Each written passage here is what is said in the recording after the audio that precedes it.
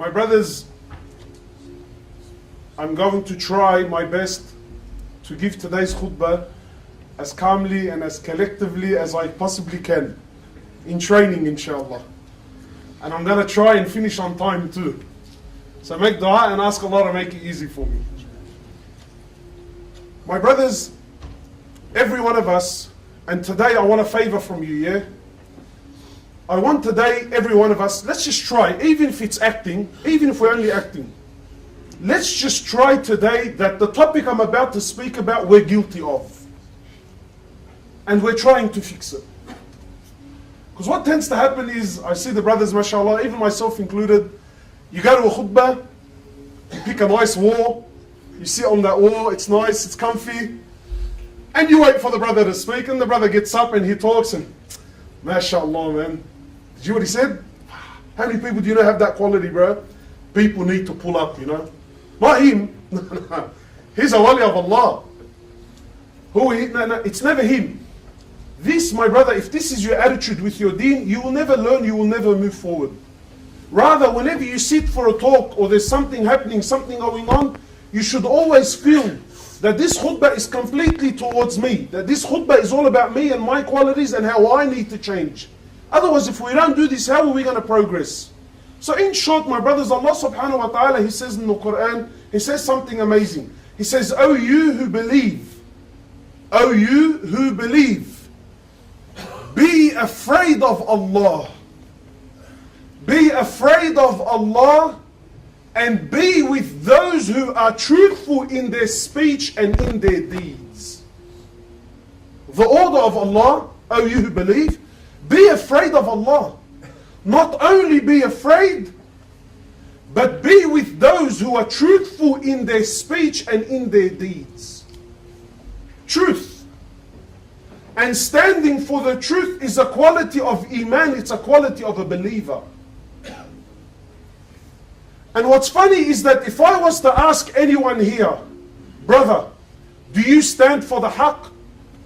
Are you someone who stands for justice? Are you someone that is always on the side of the Haqq? I'm sure all of you will stand up and say, of course my brother, today we're here to test that. Wallahi my brother, be honest with yourself today please, because it's taken me a long time to break my own arrogance and pride and admit that Hoblos, no, you don't always stand with the Haqq. When push comes to shove, Hoblos has alliances. Hoblos has people that he will align with, that he will be on their side no matter what happens. My brothers, the Prophet of Allah, he says in an amazing hadith, and listen to these words, I'm sure you've heard it all, and again we claim this, but when push comes to shove, everyone's true colors always shines. The Prophet of Allah, he says, speak the truth. Sallallahu Alaihi Wasallam. He says, speak the truth, even if the truth is against yourself.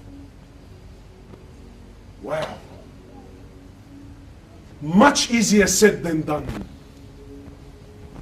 You know, my brothers, I've been, as someone that works in da'wah, and you become someone that the community opens up to. This guy calls you, he has a marriage problem. This guy's got some issue. You somewhat get involved in people's personal lives. So again, I'm sure all of you here now, all of you believe that, brother, I stand for Haqq and for truth and for justice always. The Prophet of Allah, he says, you speak the Haqq and you stand for the Haqq even if the Haqq is against yourself. Not only it's against yourself, brother. Maybe some of you is ready to stand for Haqq if it's against him. Not only against yourself, but even if the Haqq happens to be against your father, against your mother, against your brother, against the boys, against your own children, even if the Haqq is against the Muslims. You might think, what? Against the Muslims? Even if the Haqq is against the Muslims and you know that that's the Haqq, you have to stand for the Haqq. You don't stand for the Muslims at that point.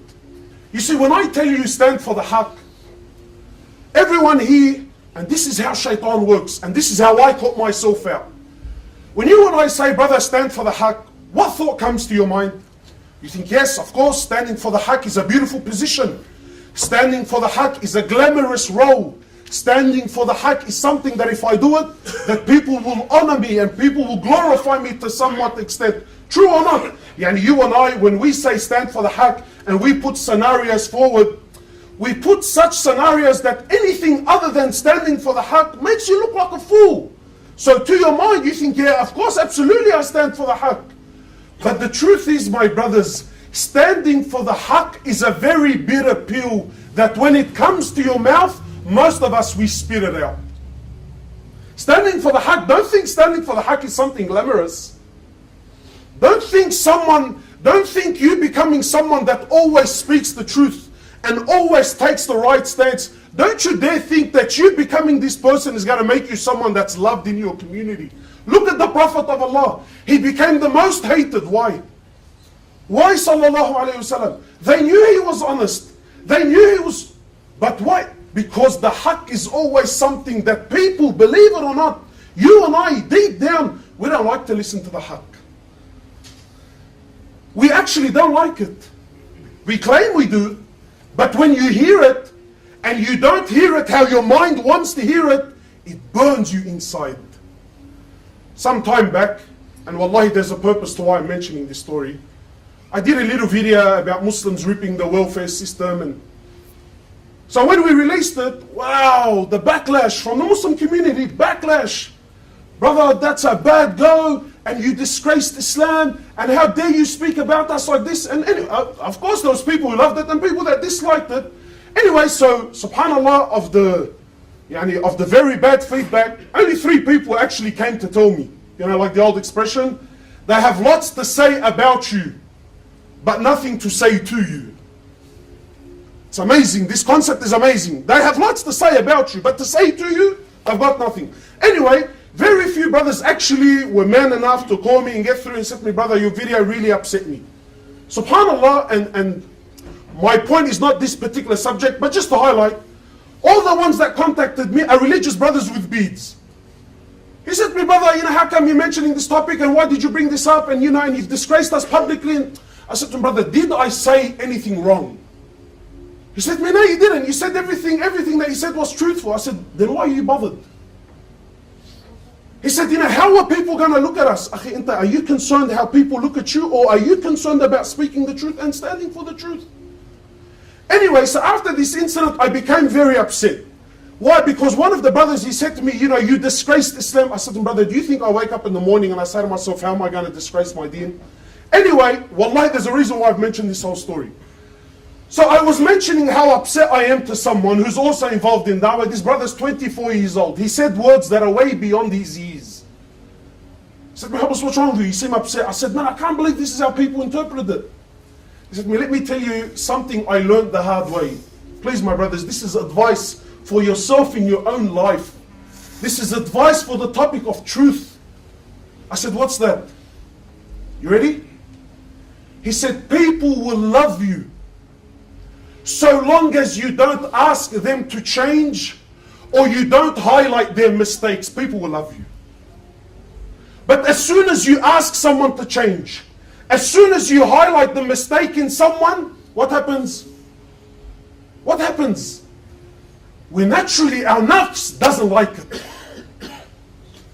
Yeah? Well, brother, how come you don't do it? Automatically, we get onto the defense. We try to change the topic, even though what the brother said is right. Yeah, I really am in the wrong. And that's what I love about the Aussies, you know, because they have this expression, Habib, and it's a typical Aussie, call a spade, and don't call it a big spoon. Akhi, a spade, it's a spade. Don't call it a big spoon. Like, why you?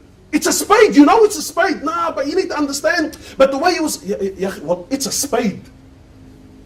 Don't fool yourself and try to call it a big spoon. It is what it is. It's a spade. So my brothers, you standing for the haqq, don't think it's always a glamorous role. Don't think it's always a glamorous role. You know, I'll give you a very good example that also happened in my life. You know, very soon the month of Ramadan is coming. So brace yourselves for the moonlight, you know, for the moon sighting wars are coming with it, you know. This is haqq and this is batil and khutbah, you know, and the whole movies, you know. And it's a big thing. In truth, it's sad. It tears our community apart, yes or no? It does. So one time, wallahi my brothers, and this, I want to highlight this for what reason?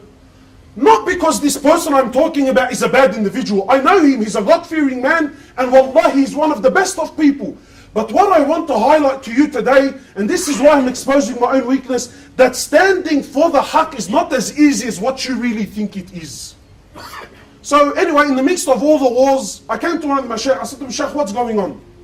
Wallahi, my brothers, I take an oath by Allah as I stand before you here today. He said to me, Hoblos, wallahi, and these were his words. He said, wallahi, I know moon sighting is the haqq.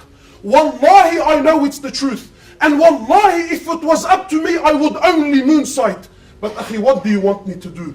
The pressure of the community is more than that I can carry.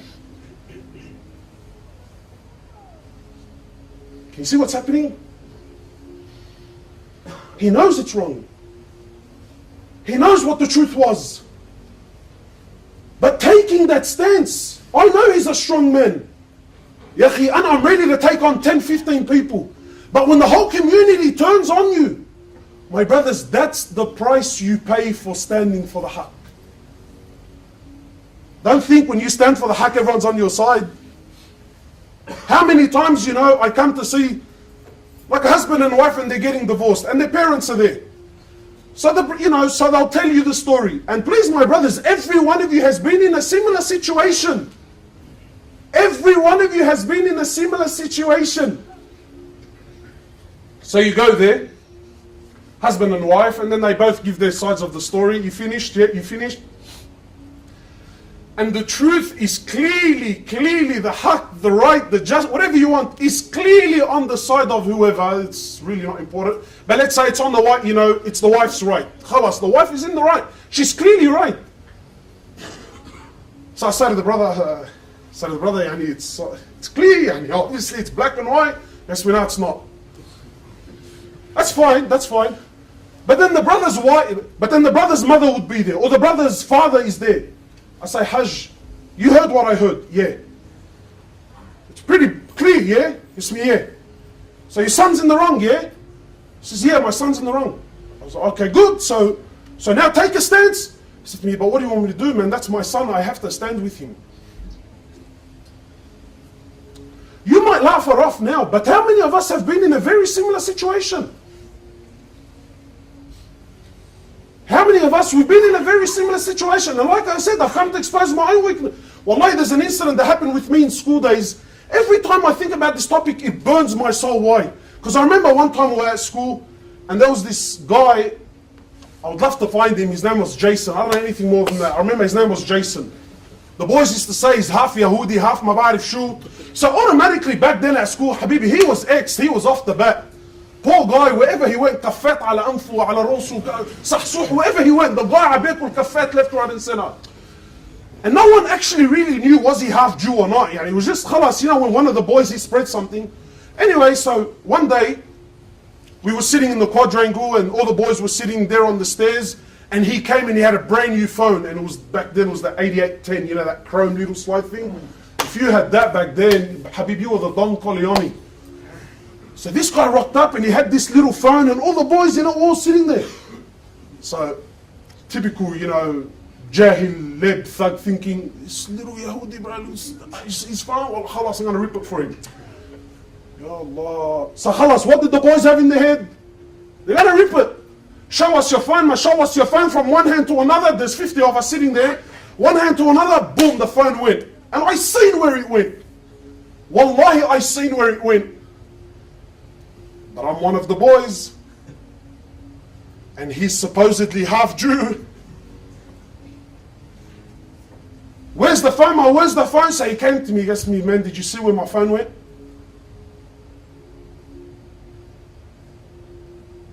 Now, every one of you has been in a very similar situation. So most of us, sometimes, there's a drama with the boys. And whatever, his brother does wrong. So the boys come to pull him up. Akhi, man, your brother did 1, 2, 3, 4. He goes, yeah, look, I know he did wrong. I know he's in the wrong. But I got to stand with my brother. That's what it is, It is what it is. I think, wow, it is what it is. Clear, black and white is in front of you. Clear haqq is in front of you. So that's what I'm saying. When push comes to shove, where does our allegiance really go to? Is it really to the haqq? Or is my allegiance really, when push comes to shove, it's to my mother and my father, to my children or to my brothers? Or some of us even worse, it's to my nationality. No matter what Lebanon does, Habibi, they're on the haqq. Why? Because I'm from there. Yeah? Is that how it works? Is that how it works? The Prophet of Allah says, speak the haqq even if that haqq is against yourself.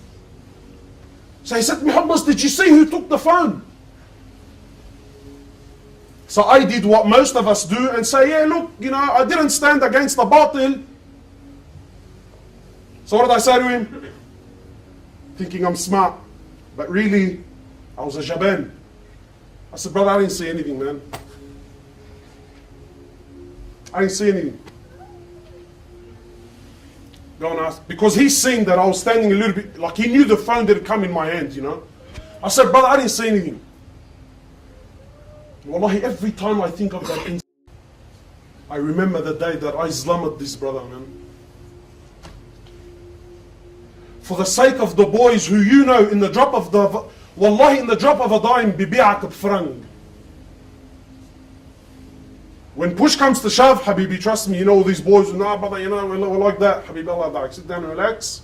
And someone give him a bottle of water, please. Because when push comes to shove, if brothers, Habibi, ubad b'frang, they're selling each other out for something far less. What have you left for the boys, yani?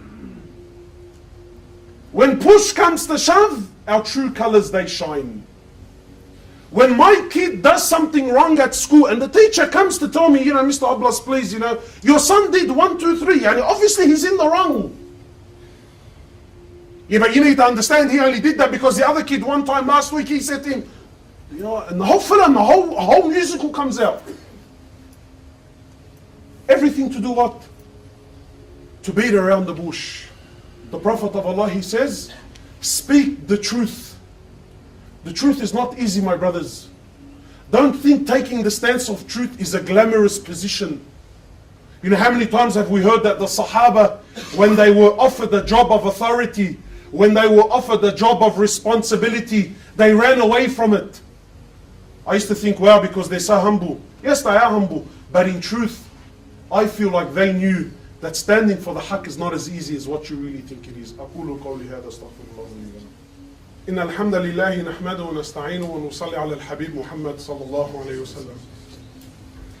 My brothers, earlier I mentioned that you speak the haqq even if the haqq is against yourself, even if the haqq is against the Muslim, even if the haqq is in the hands of another Muslim, of someone that's a non-Muslim. You are ordered by Allah to stand for the haqq. I'm sure some of you must have, man, what the hell is this guy on the payroll? Like, is he coming here to infiltrate through us and try to teach us that? Wallahi, my brothers, this is the order of Allah and His Prophet. And I want to share a story with you that happened with the Sahaba. And I'm sure, inshallah ta'ala, that this story will wrap up the whole topic that I'm trying to mention. The story goes that when Ali ibn Abi Talib was Amir al-Mu'mineen. And not only was he Ali ibn Abi Talib at the time, he was also what? Amir al-Mu'mineen. His shield was stolen. His shield for war, for battle, was stolen. Please try to live this story, and I'll try and stop and inject a few things that I feel are very important. But please, just a couple of minutes left, try to live the story with me. So Ali ibn Abi Talib, he's stolen, his shield is stolen. So he's walking in the marketplace and he sees a Jew selling it. He looks at the shield, he goes, man, this thing looks exactly like mine. So he picks up the shield, he's looking at it, then he finds markings that he knew, this is definitely, every one of us on his phone, there's a particular mark, that's mine. So Ali finds some markings on the shield, khalas, he's convinced beyond all doubt, this, not only is mine stolen, this is it, 100%. So he says to the Jew, he says, oh Jew, this is my shield that you're selling. And it was stolen from me. He didn't accuse him of stealing it. He said to him, but it was stolen from me. This is mine, it belongs to me. So the Jew says, no, this is my property and I'm selling it. So now we obviously have a very typical dilemma. It's mine, now it's not. So Ali ibn Abi Talib, who at the time was Amir al-Mu'mineen, who really didn't have to do anything. He would have took the shield, طَرَأُوا كَفْلَ الْجُوَ, sit down and know your role. He could have very well done it, and no one was going to open his mouth with Ali ibn Abi Talib. So Ali ibn Abi Talib says, fine. Obviously there's a situation here. We can sit down and argue about it all day long, or we can sort it out like civilized people. Today we don't sort things out like civilized people anymore, do we? Yeah. That's my gap versus your gap, huh? It's my boys versus your boys now.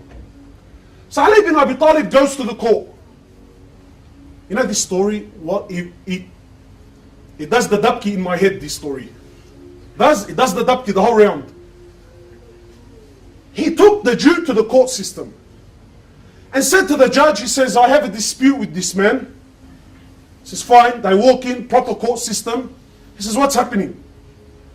Imagine Amir al-Mu'mineen, not only he's the leader of the Muslims, but he's Ali ibn Abi Talib, and he's standing in front of a Muslim judge that he assigned.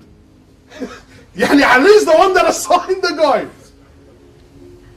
He says, this Jew has my shield, and my shield... Am I shouting again? He says, this Jew has my shield, and my shield was stolen from me, and it's my shield. You know, I have to pause. Forgive me, I have to pause. Imagine this judge. This judge, forget that he's Amir al-Mu'mineen. But that's Ali ibn Abi Talib. That's, according to some valid opinions, the first Muslim ever. Ali ibn Abi Talib. The first Muslim ever. Not only the first Muslim, he was raised in the house of Rasulullah sallallahu alayhi wasallam. Not only that, the Prophet of Allah promised him Jannah countless times. Not only that, he's married to the daughter of Rasulullah sallallahu alayhi wasallam, who will be the queen of the women of paradise. Not only that, he's the father of Al-Hasan wal-Hussein. Not only that, he's Amir al-Mu'mineen. Yani, does Ali really have to twist any of our arms and tell me, Wallahi, this is mine?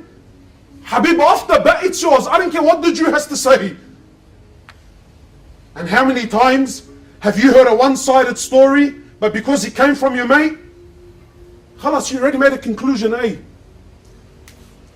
So the judge, talk about being in a sticky situation. He says, Ali, since you're the one making the accusation, he says, do you have any proof? Do you have any evidence? Do you have a witness? So Ali ibn Abi Talib, he says, yes. And I want to ask you, by Allah, and be honest with me. Does someone like Ali ibn Abi Talib, does he need a witness? Be honest. Does he need a witness? So Ali ibn Abi Talib says, yes, I do. The judge says, alhamdulillah. He says, who do you have? He says, my son Al-Hasan.